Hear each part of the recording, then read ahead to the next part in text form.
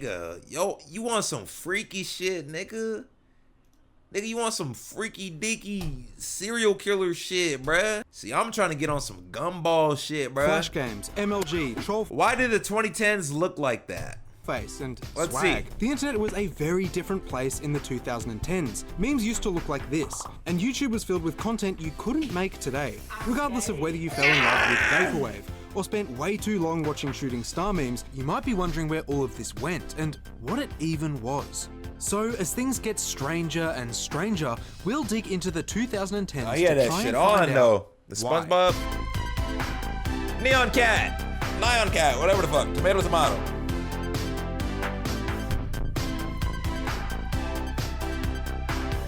Nah, I'm not gonna lie. This dance went triple platinum in the hood, bro. Orange Justice. Hey, yo, that's gotta be racist. Come on. That's gotta be racist. Damn, I killed my water. It's 2024 and everything has a name, including this visual style from the early Oh my 10s, god! known as Yo, do you guys see the robot unicorn attack? Bro, niggas was not there for the robot unicorn attack on the Adult Swim site, bro. Y'all were not playing that shit, bro. Internet awesome source. It was most I was prevalent in from media arts 2008 class, to boy. 2016. There's a suspicious correlation between the popularity of the word epic and the use of images like these.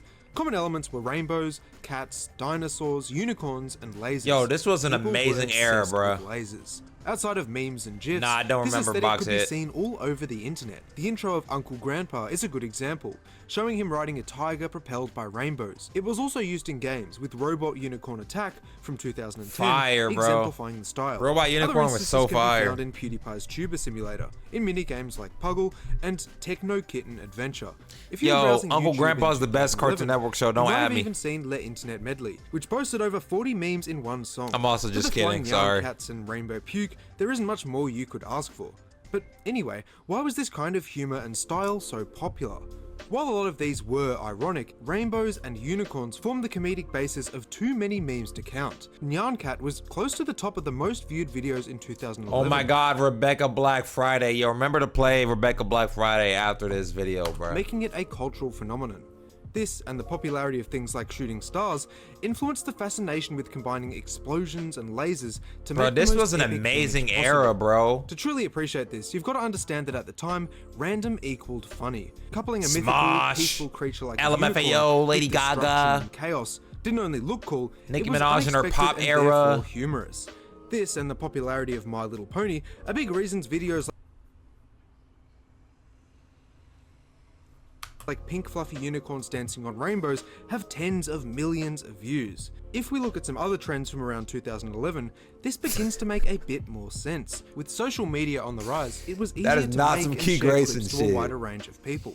The idea of trolling was also gaining traction, meaning that humor often leaned into the absurd and confusing. Penis in the Xbox disc tray. What the fuck? I remember all these little fucking fake ass phone calls and shit like that, or like niggas would troll with the Peter Griffin sound effects and shit like that. I'm Naturally, dead. Awesome Source perfectly slots into this landscape, with its use of random combinations and niche internet Some of them were memes. fake though, sadly. Yeah, nah. Creative though, very random but very creative. If you never had XX_ as part of your username, you were doing something wrong. Nah, the brain rot deadass. of today pales in comparison to the content Bro, my PS3 name was X hyphen drops. Like instead of an S, it was a Z. It was drops. I think it was underscore shots hyphen X. It was my brother's account, and I originally took over it. But it's funny because I lived up to the name because all I did was drop shot. I still drop shot till this day. juggernaut that was MLG. You might have watched MLG Peppa Pig, Game of Thrones, or any number of trickshot edits. If it was really I was bad, him back maybe then, you for even real. got caught downloading green screen packs and piecing together your own. Some of the more iconic visuals were Snoop Dogg, random quickscopes, Cool Ranch Doritos, Yo, and COD. why did this shit go triple platinum? Some of the more iconic visuals were Snoop This Snoop Dogg random fucking quickscopes, emote. Cool Ranch Doritos, and COD hit markers. Smoke Horace weed Cynical every was a major day. perpetrator, being the man behind MLG Teletubbies and furry inflation art.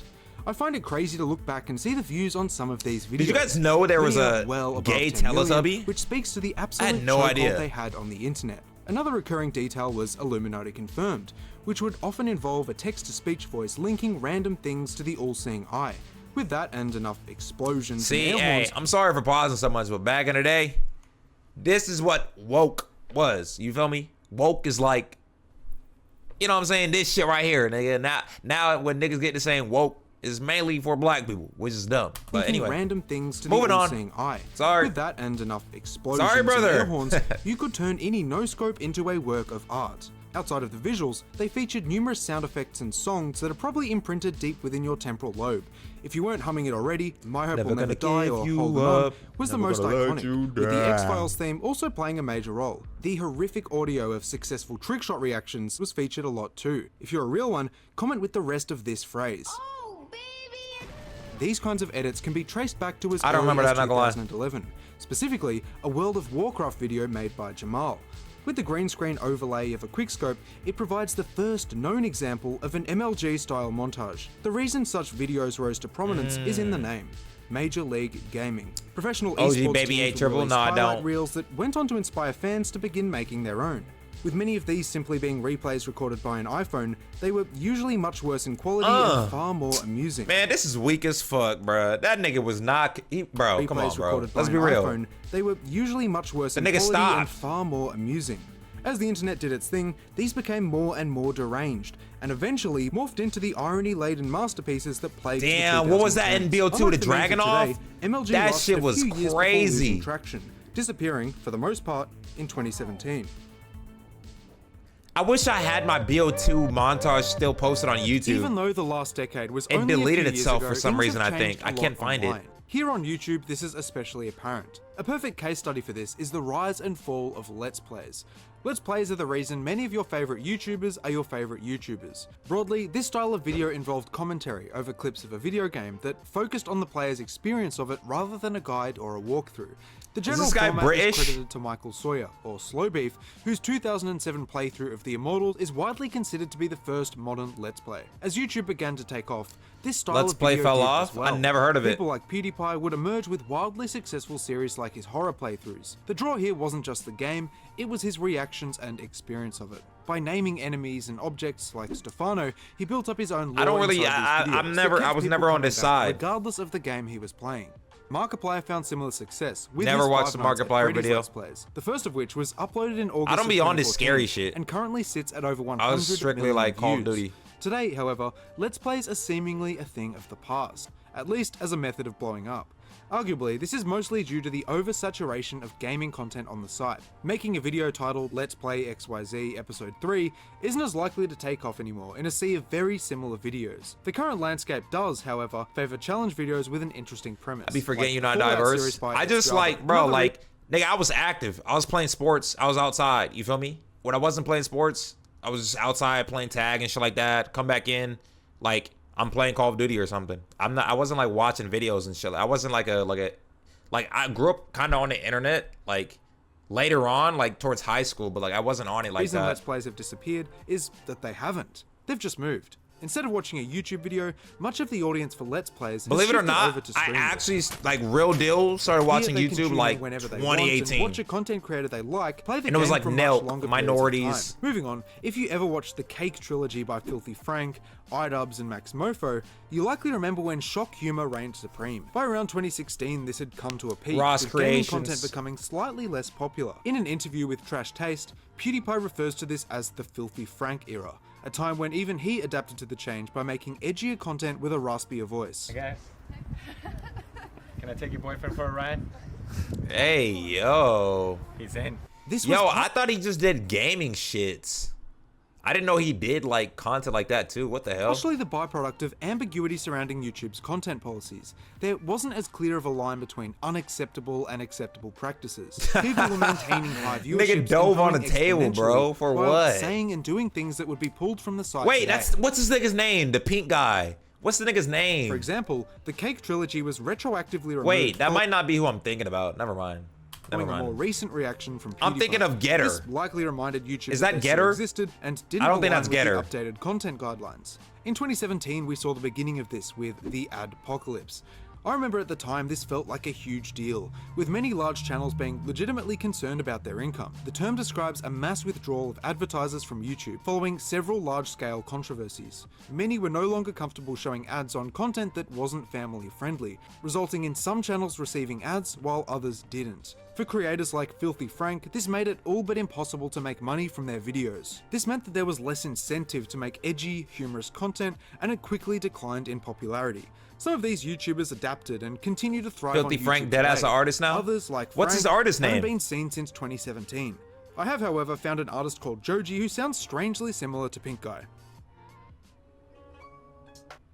Joji? Wait, hold on. Oh, Pink Guy X Getter. They did a collab.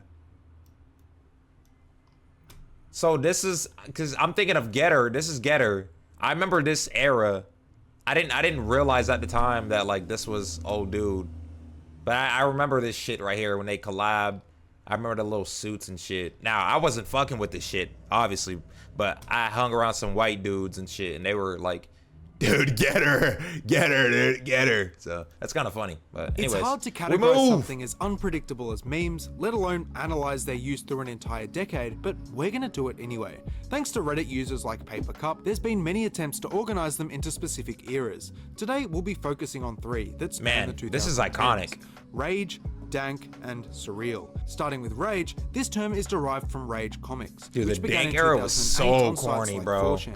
These would typically be short, with 4 panels based around humorous or irritating real-life experiences. The common thread was a collection of so-called rage faces made in MS Paint. You'll recognize Troll Face, Rage Guy, Why You Know Guy, and Serial Guy. This became more widespread with the inception of r/fuck. You know what's funny? Niggas still use this shit till this day. And it's not even like, I can't explain it, bro. It's more so like those like right-wing niggas. They still use this shit. 2009. Funnily enough, this is still active, although not nearly as prolific. Top You know and what I'm bottom talking text about? memes were pretty big at this time as well. Slapped on top of images like Bad Luck Brian, overly Dude, attached these are girlfriend, and iconic. Oh foreigner. my God. These all followed simple formulas that anyone could relate to and make themselves. All it required was an internet connection, the impact font, and a drink. As 2013 rolled around, we can identify a shift into the dank meme era. Here, memes became considerably more abstract, and less centered around understandable and repetitive tropes like these. Yo, let me see if I can like name a lot of these. I remember this little black baby here. Obviously, the Popeyes kid, handsome Squidward. I remember this nigga. He's still getting meme till this day. The Matrix nigga, the Facebook guy, the fucking Bird Box girl, old girl from The Incredibles, the daughter. What's her name? Valerie, some shit. Catch Me Outside girl, that nigga. You got Danny DeVito, Winnie the Pooh. You got the nigga from Nickelback. What's the nigga's name? Who dates all the 25-year-olds? Fucking what's the nigga's name from Wolf of Wall Street? Y'all know what I'm talking about. Thanos. You got the motherfucker that's like, hide your kids, hide your wife. You got Channing Tatum, bro. You got so many. Oh my God, they got that one kid. Probably more Bro, oh my God, you guys remember this old man right here? He's like, I fucked your wife on camera on the news. What did he say? He's like, what did he say? Oh, fuck her right in the pussy. That's what he said. Fuck her right in the pussy. less centered around understandable and repetitive tropes like Oh, these. shit, This period man. encapsulates the peak of MLG, the use of these Damn. classes, and Shrek is love, Shrek is life. Still, these were far from the most iconic. 9+10, Harambe, Vape Nation, 21. Yo, Do You Know RP the Way, Harambe. and Do You Know the Way all emerged in a similar time frame. Instagram meme accounts I still say that to become this day. huge, Do you know they all as way? part of a multi-platform ecosystem that produced, propelled, and modified memes throughout their life cycle.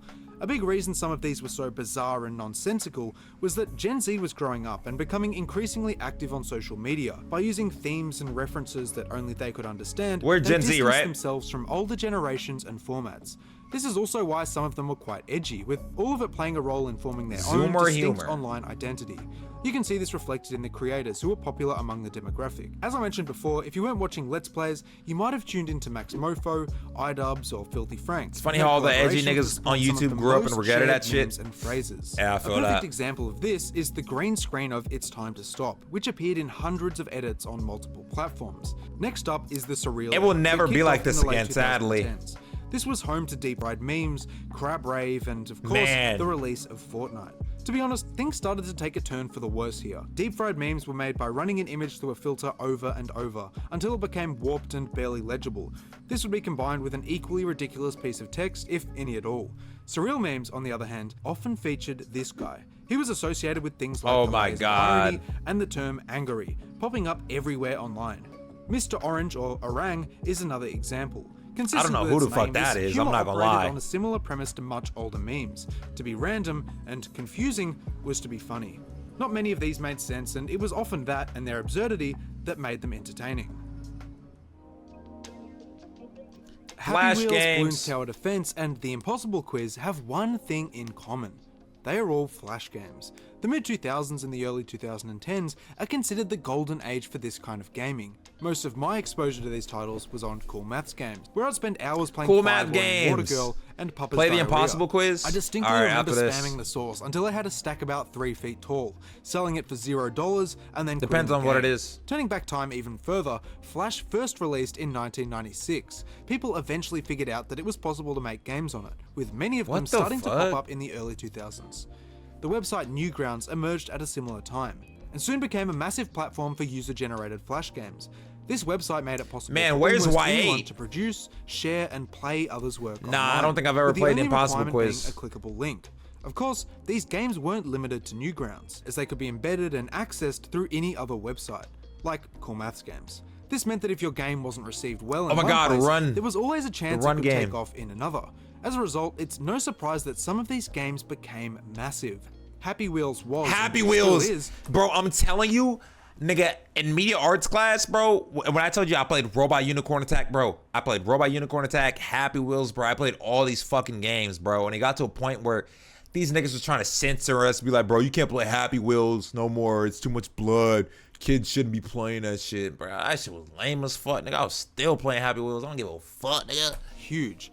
YouTubers like PewDiePie and Markiplier did Let's Plays that received millions of views, with Jacksepticeye That's uploading crazy. as recently as April 2024. I was in By sixth now, you've grade likely playing heard Happy that Wheels. Flash is no longer a thing, but you might be surprised to learn that the end of Flash games was Hate that heralded by meme. Steve Jobs way back in 2010.